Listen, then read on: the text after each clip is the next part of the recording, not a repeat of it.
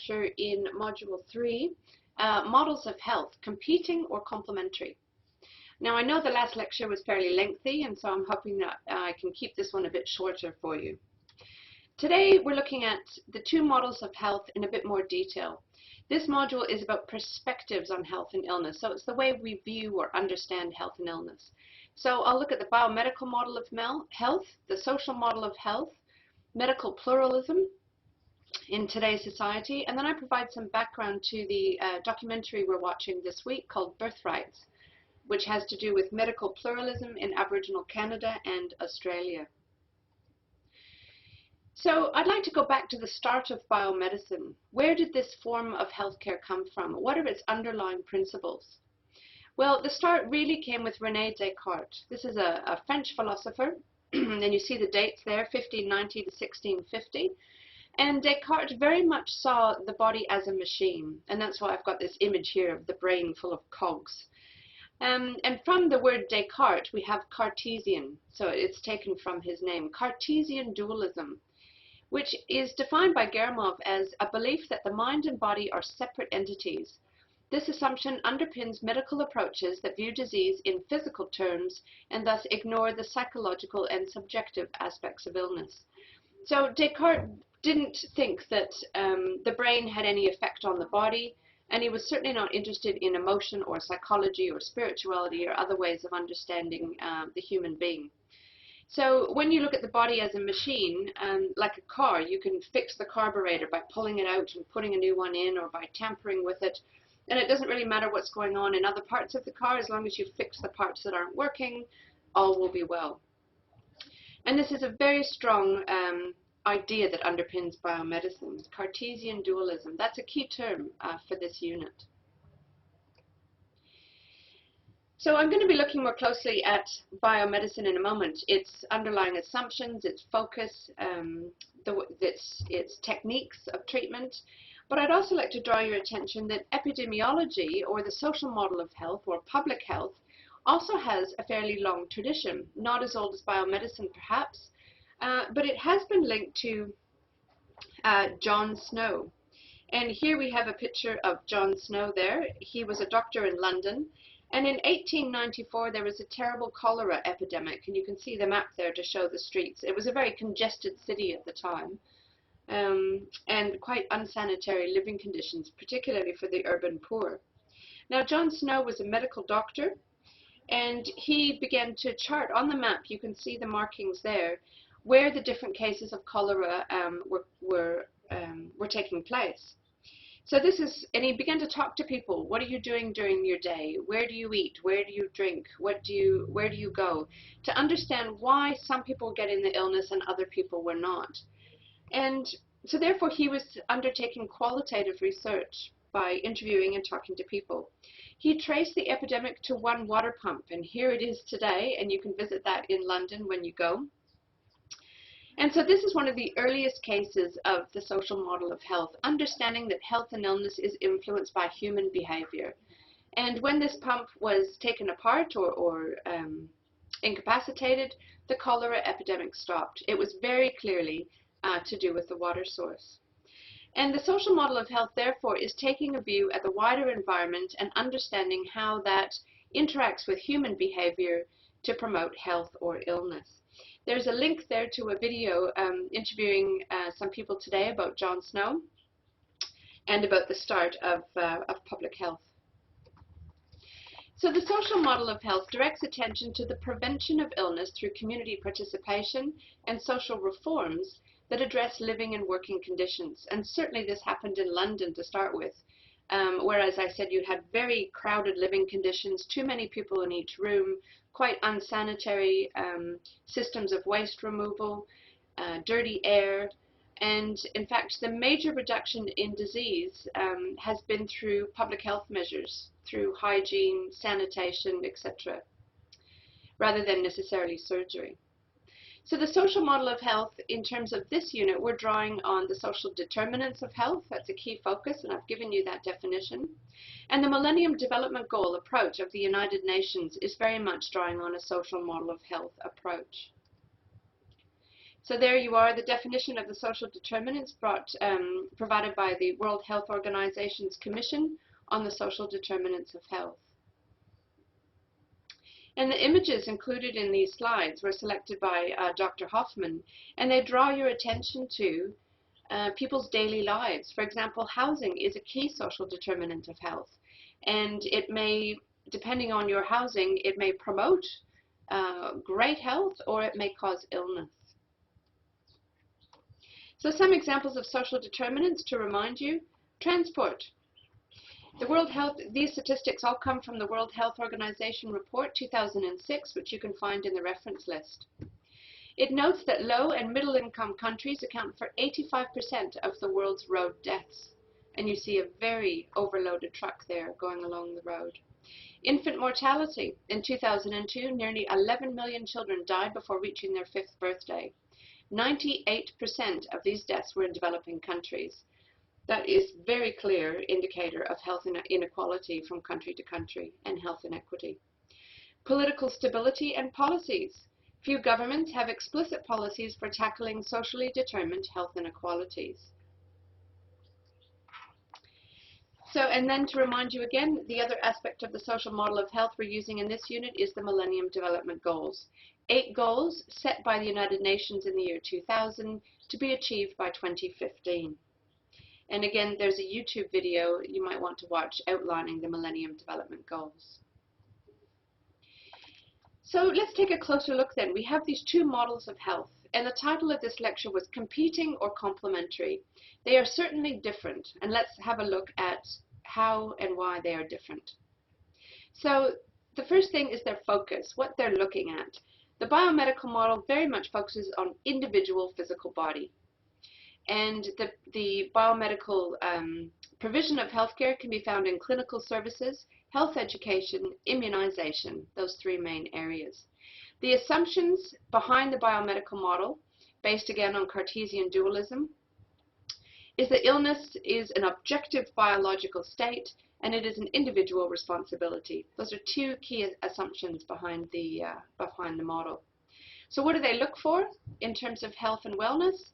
Individual pathology, hereditary factors, sex, age, and risk behaviors, and other attributes. So those would be the foci to make sure to understand what the patterning of disease is. Causes include gene defects, microorganisms, trauma, lifestyle, and personal behavior. And the goal is to cure diseases, limit disability, and reduce the risk of disease. The benefits of biomedicine are that it addresses disease and disability of individuals, and it's done that brilliantly. The social model of health, if we go through and compare for each of these factors, the focus is not on the individual, but on a much broader societal view. So you're looking at public infrastructure, so that would be your sewage or water and other types of infrastructure. Legislation, policy, social services, equity, and access. So you're also looking at how the entire system is organized. And that's a lot of what I talked about during in Module 2, Healthcare Delivery. The assumptions behind the social model of health is that it looks at a social construction of health and illness. It understands health as a social construct as well as a physical experience. And it sees health as a social responsibility beyond the individual, but a public and social responsibility. Key indicators of illness, there's a different range of factors here that are looked at. Rather than focusing on the physical body and hereditary and genes, etc., you're looking at patterns of relationships, ways of organizing people, and the impact that has on health. So causes would include political or economic systems, the distribution of power, income and wealth, employment and education opportunities, risk and stress factors of work. And again, these are largely organizational factors, the way we organize our society. But the focus here is on prevention. Rather than cure and treatment, it's on prevention and to reduce health inequalities by providing equality of health outcomes. The benefits is that the social model addresses the social determinants of health and illness. Now, both models have their problems. They've got their strengths and they've got their limitations. Let's look at this. So for the biomedical model, focusing so much on disease means you do nothing about prevention. and then you end up just curing individual after individual, but whatever issue is causing the disease in the first place will still be in society and creating more illness. It is said that the biomedical model ignores the complexity of health and illness, and it reduces the person to biological objectification.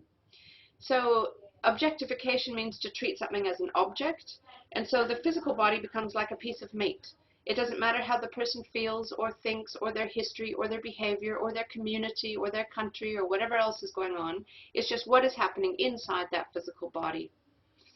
It fails to take into account the social origins of health and illness, and it can provide the basis for victim blaming. If you locate the cause of disease in the individual, it's either because of their gene pool, faulty, or because of their behaviors, and that individual has to solve the problem. When you take a step back from the social model, you understand that the individual operates within constraints. We're back to the structure agency debate, yes, that I talked about in the first lecture. Yes, they can make choices. They have some responsibility for their own health. On the other hand, they operate within societal constraints.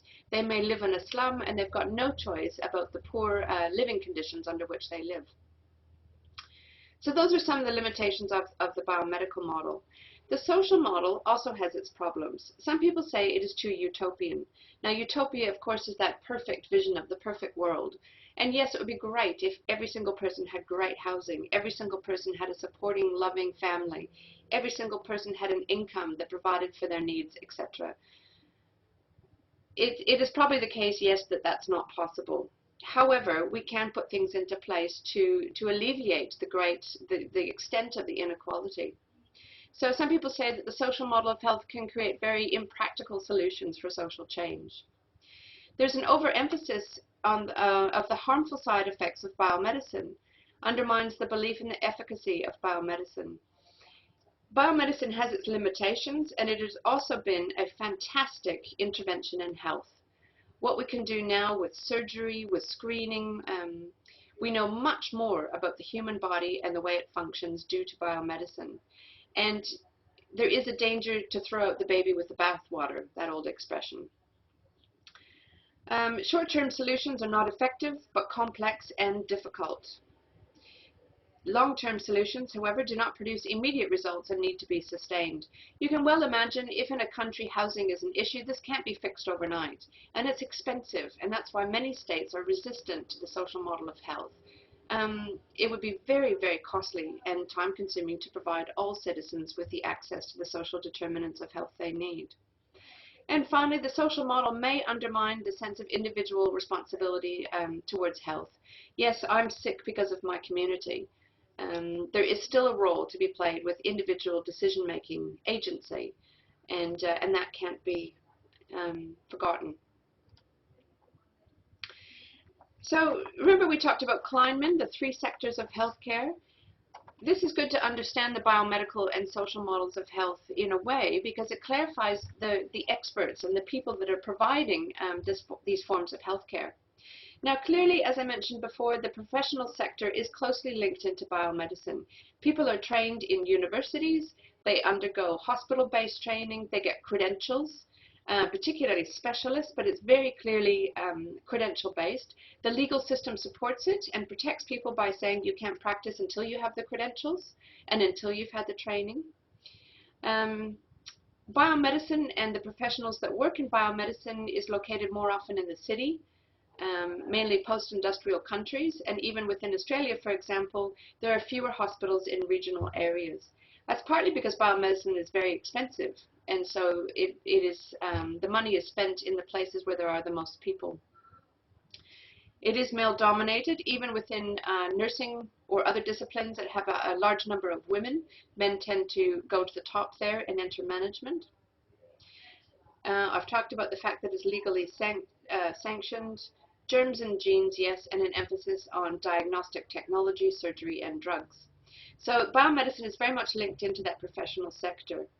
The popular sector is, pardon me, is the home or the community looking after people based on experience.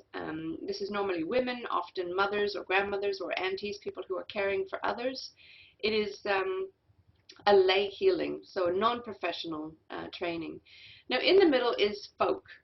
the folk sector. And I've also talked about this before in the context of traditional TBAs, traditional birth attendants. That was in the lecture last week. Folk medicine provides the healthcare for most people in the world, mainly in non-industrial societies. In this case, you have people, men or women, depending on the location, who are either born with special healing skills, or they inherit them because of their family line, or they undergo an apprenticeship and they learn from other people and they are trained in healing. And depending on where you are, this could be sacred or secular, so a religious or spiritually based healing or not. And these people then provide culturally appropriate, relevant care for others.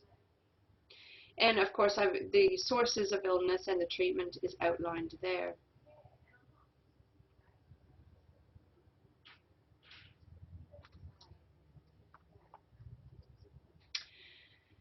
In any particular place, one healthcare system will dominate over the others. The one that is most powerful will reflect the values of the most dominant group in society. And in terms of medical dominance, this is Belcher's definition from the reading for this week, a general term used to describe the power of the medical profession in terms of its control over its own work, over the work of other health workers, and over health resource allocation, health policy, and the way that hospitals are run.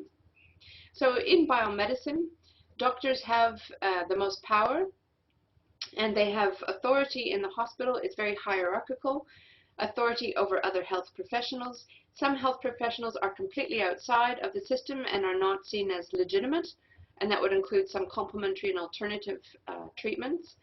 There is a lot of control by doctors in terms of who becomes trained as a doctor, how, what they are paid, etc. They receive sympathetic coverage in journals.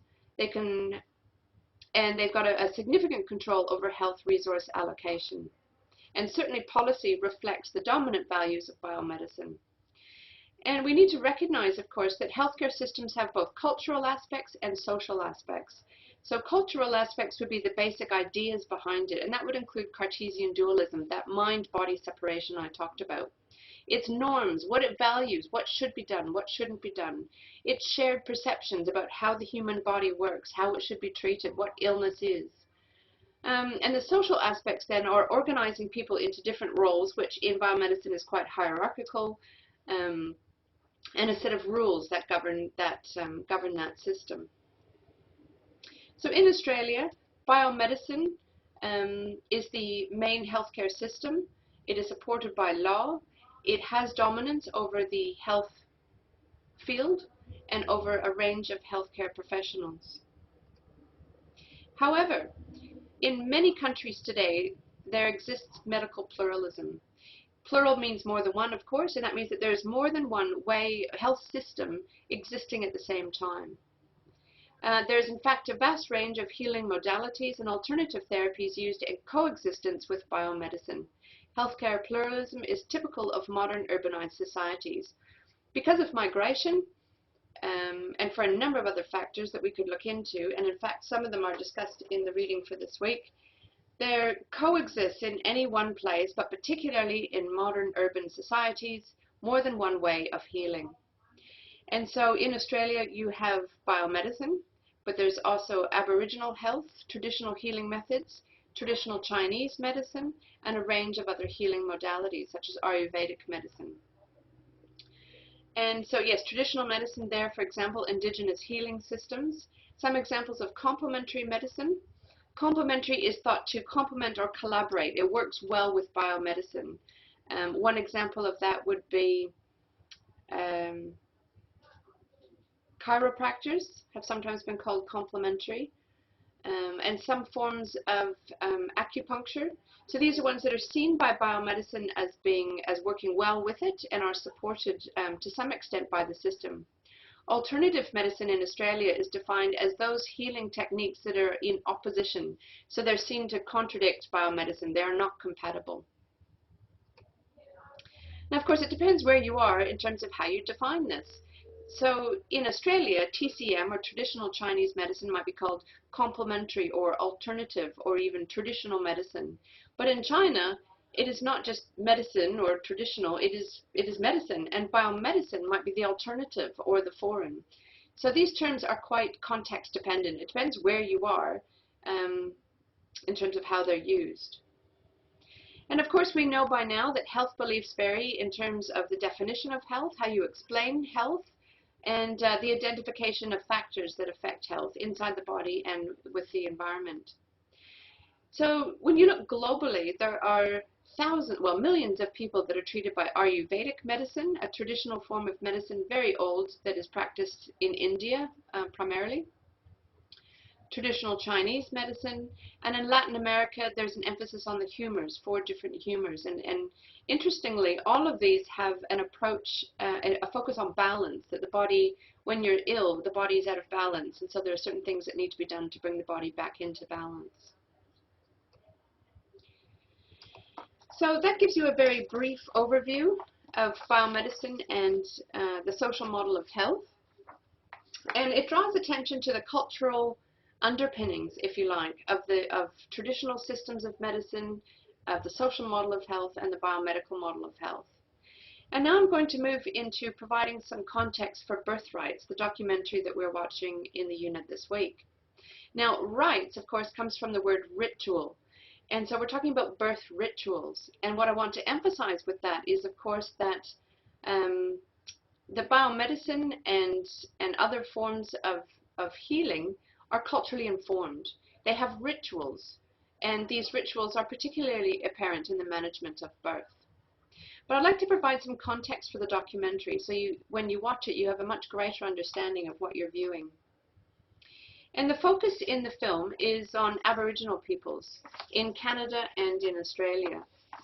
Now, these Aboriginal people or Indigenous people are sometimes called the Fourth World, because they live in first world countries, but they have living conditions that is like the third world. And that draws our attention to the fact that there are some commonalities of experience for Indigenous people around the world. Great differences, however, but there are some commonalities. So what are some of the commonalities? Well, here we have, there's ancient traditions. The archaeological and oral history records tell us that Aboriginal people have been in Australia for 40,000 years, perhaps 50,000 years of continual occupation. In Canada, there's a shorter period of occupation, but still these are very ancient traditions. Aboriginal peoples in both contexts have very complex and rich social, cultural, and political worlds and economic systems. They both have diverse populations. Now I'll draw your attention to the maps here. The top 2 are of Canada. One in the middle there shows the northwest coast, so that's Vancouver Island there, and that is one area that was particularly diverse. Another area that was internally diverse was around New York, Boston, Toronto, that area of the eastern side. And so these are distinct languages, not just dialects, but distinct languages and distinct peoples. Now they traded together, they interacted, but they are distinct peoples with distinct traditions. The bottom map there, the one in the corner, shows the linguistic map of Australia. Some people think that all Aboriginal people are the same, and that map should draw your attention that no, there is indeed great cultural diversity. There are commonalities for different groups of Aboriginal people, yes, but there are also distinct differences, particularly in terms of where they're located in their relationship with land. For example, if they're a saltwater people or a desert people, etc. Geography. Both populations, particularly following colonization, tend to live in rural and remote locations. Most Canadians live within 200 miles of the US border, probably because it's warmer. You'll find Aboriginal peoples, however, dispersed throughout Canada, but particularly in the north. For Aboriginal peoples, the story is much the same, and there's a strong community living in the Kimberley region, far from urban centres. The relationship with land for Aboriginal peoples is very different, and if you think that the Cartesian dualism, the mind-body separation that informed biomedicine, this type of thinking also informed the English view of land. That land was not spiritual, it was just a physical thing that you walked on, that you used, that you dug up, that you controlled. That is quite different, and you owned. That is quite different to what many Aboriginal people, their relationship with land. Land is lived with, lived on. lived through. There's a much different understanding of the relationship between human beings and land and the spirit world. And Aboriginal people in both contexts have a holistic model of health, and I'll come back to that point in a moment. What is Aboriginal health like today? Now, I need to clarify some terms here before I go on to that. In Australia, the term Aboriginal refers to the population, the indigenous population that is from the Australian continent. So this is differentiated from Indigenous. The Indigenous includes Torres Strait Islanders. So both of those terms are used to refer to different groups of people. Aboriginal means just the people from mainland Australia. Indigenous includes Torres Strait Islanders. In Canada, there's a number of different terms. Aboriginal refers to all original peoples, including the Inuit, Métis, a whole range of people. But other terms that are used are First Nations, in recognition that they were the first nation on that land. Indian, because originally the English thought they'd found India instead of Canada. And some native people have taken on the term Indian and use it themselves. Other people reject that term and take instead Native or First Nations. And in terms of the Inuit population, this is a group in northern Canada. In Alaska, which is part of the United States, they're called Eskimo. So in this next slide, when I'm talking about Aboriginal people, this comes from the Health Council of Canada, but there are amazing parallels, and I could be talking here about Australian Aboriginal people as well, because the health disparities are very similar in both contexts. So what do they say? Aboriginal people are much more likely to live in poor health and die prematurely.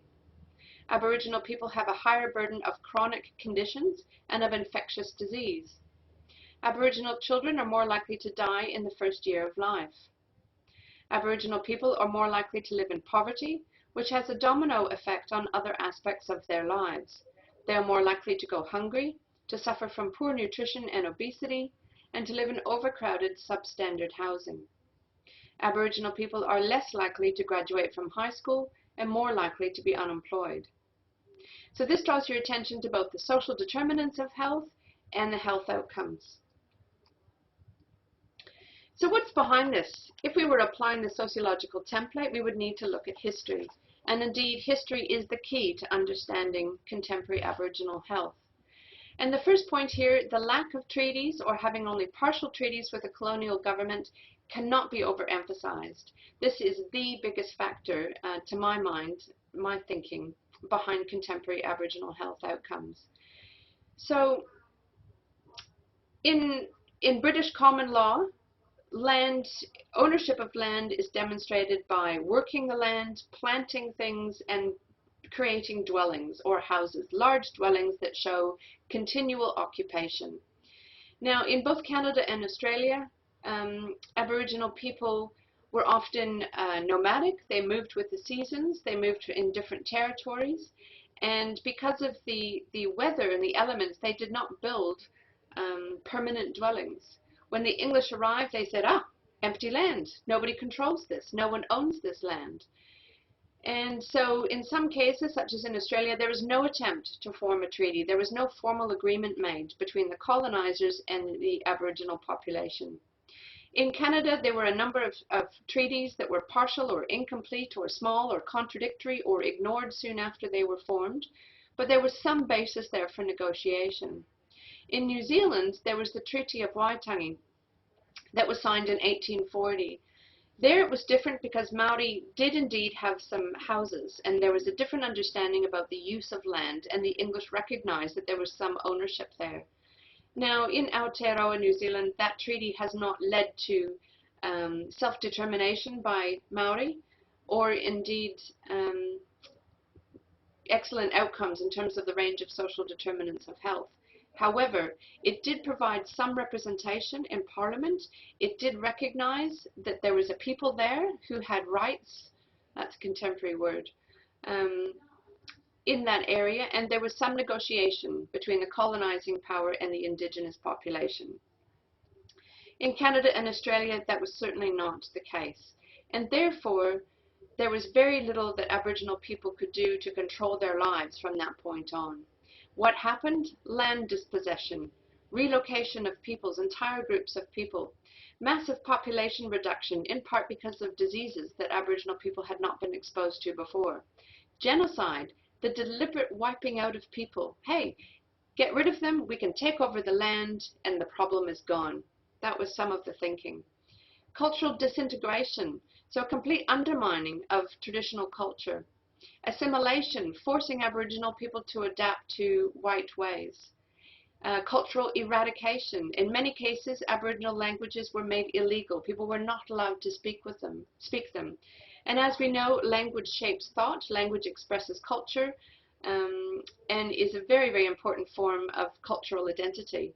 So and the loss, if you go back up here to this language map, many of the languages that are marked in these different colors have disappeared, which is very unfortunate.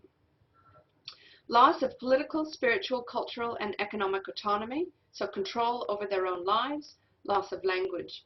Removal and abuse of children. In both contexts, children were taken from Aboriginal families and put into institutions. Ongoing racism and paternalism. Paternalism comes from pater or dad, and so this is treating Aboriginal people like children, and telling them what is right for them and controlling them and telling them what to do. More recently, we've entered a new era, and there have been apologies for previous government policies, a recognition that they were inappropriate and in fact devastating, and an ongoing reconciliation process. There is now an attempt to heal the wounds of the past and to talk about how people could work together in the future. However, the question of self-determination remains undecided. To what extent can Aboriginal peoples control their own lives, influence health policy, influence the economy, influence government, influence all aspects of their own lives? And the state, in both places, is very reluctant to give up power and control. Now, another major difference is the understanding.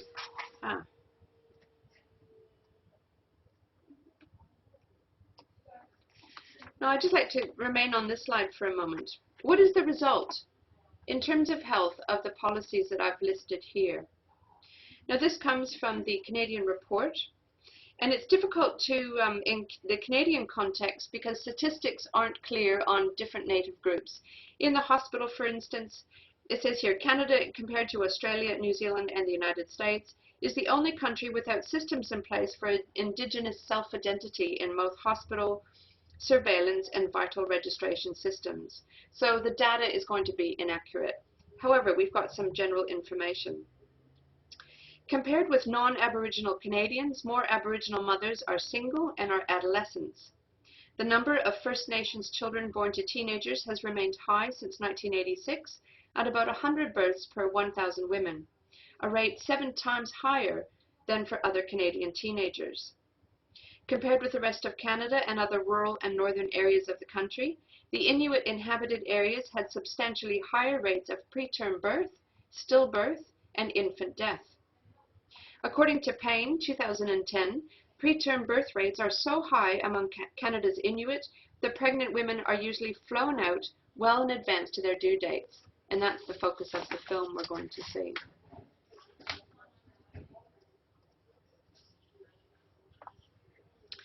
Colonialism, racism, and residential schools have had long-lasting impacts on many areas of people's lives. This has resulted in intergenerational trauma.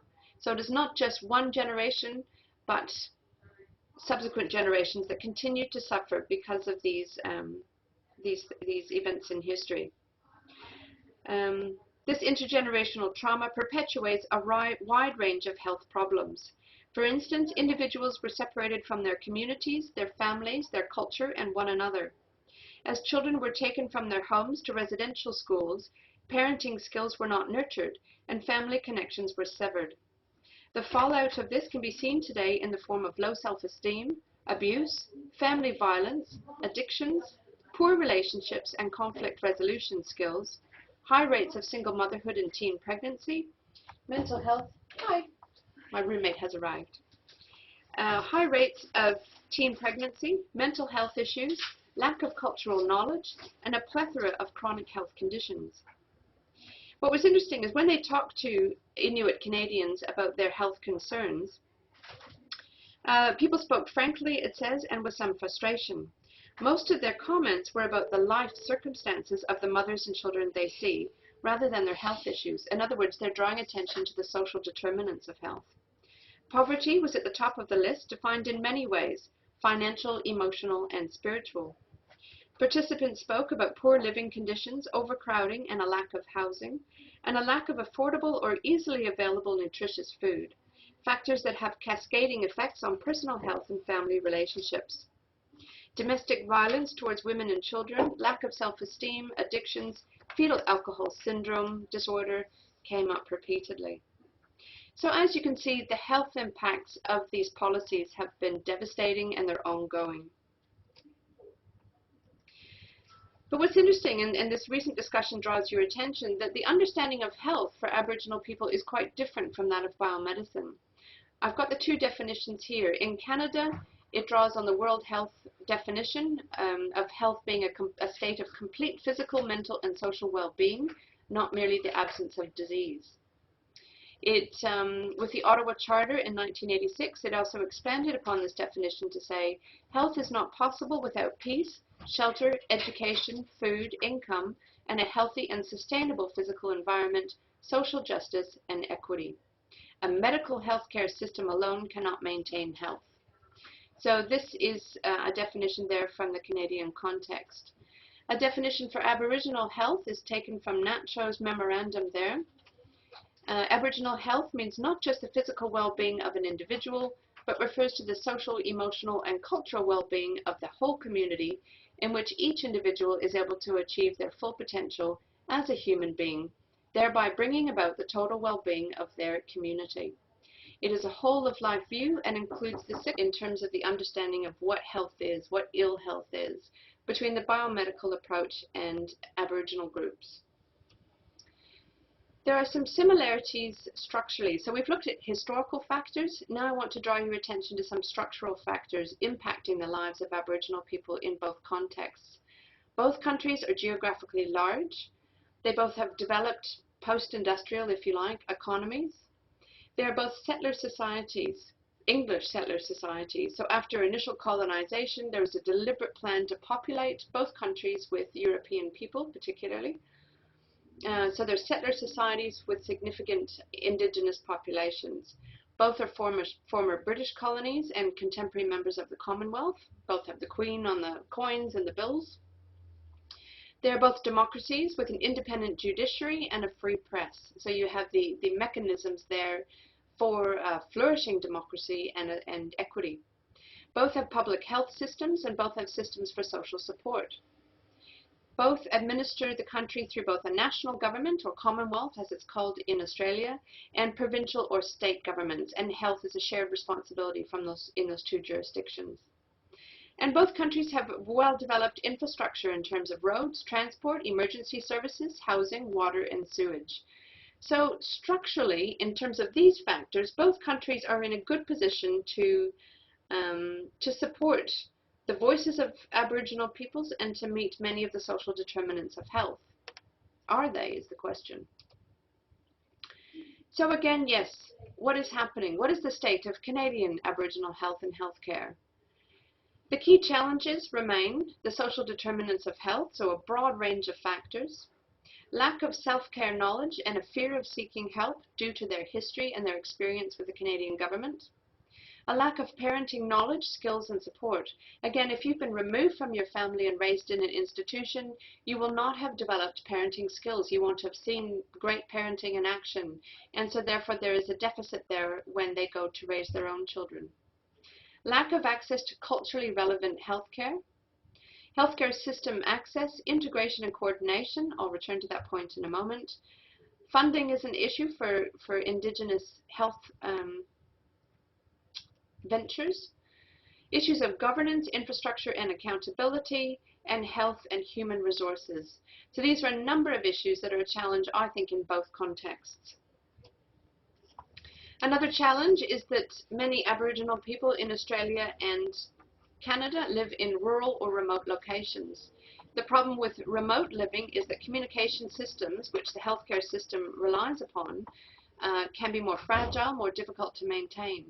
Transport is a problem. These areas can get cut off for significant periods of time because of snow in the Canadian context, storms, flooding in the Australian, the wet period, a number of different factors. Healthcare, there are issues if you're relying on healthcare, the professional sector we talked about there from biomedicine. There's a challenge to attract and retain those staff in rural areas. Many of them have an urban background.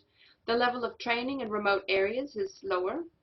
There are legal issues. Many professionals won't work in remote areas because they don't have the insurance. They're exposed to a much, without the hospital and the blood bank and the specialists, there are more risks and they're not comfortable with practicing medicine in that context.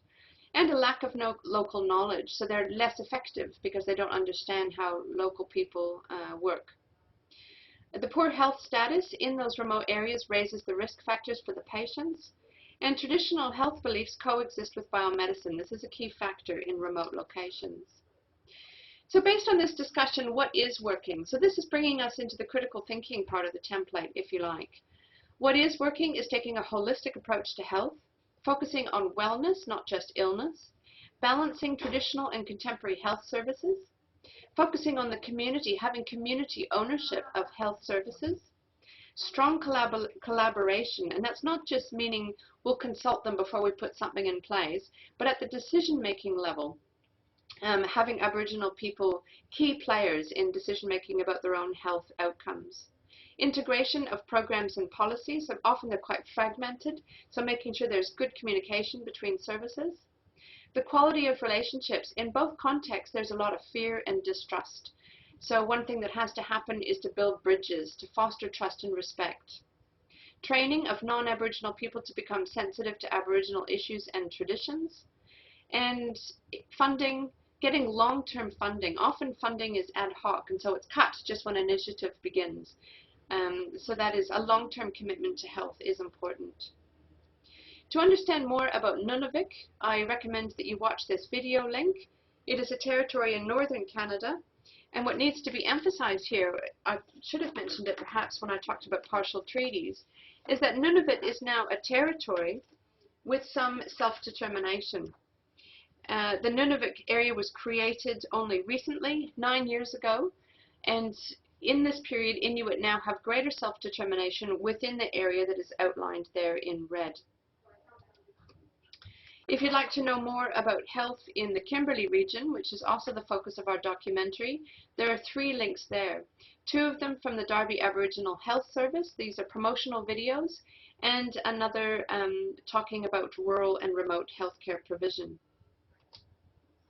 So in conclusion, what does health look like for the future in Aboriginal Canada and Aboriginal Australia? Clearly, primary health care. And you can go and look at the definition of primary health care. I'm also going to be talking about it again, or Jane will be, sorry, in week 12.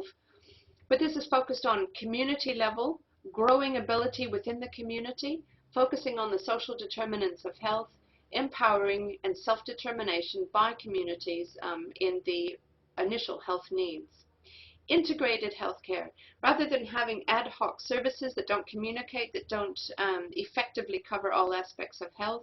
Integrated healthcare, also known as coordinated or comprehensive or seamless care, talks about bringing together inputs, delivery, management, organization of services to provide an integrated or very together type healthcare provision.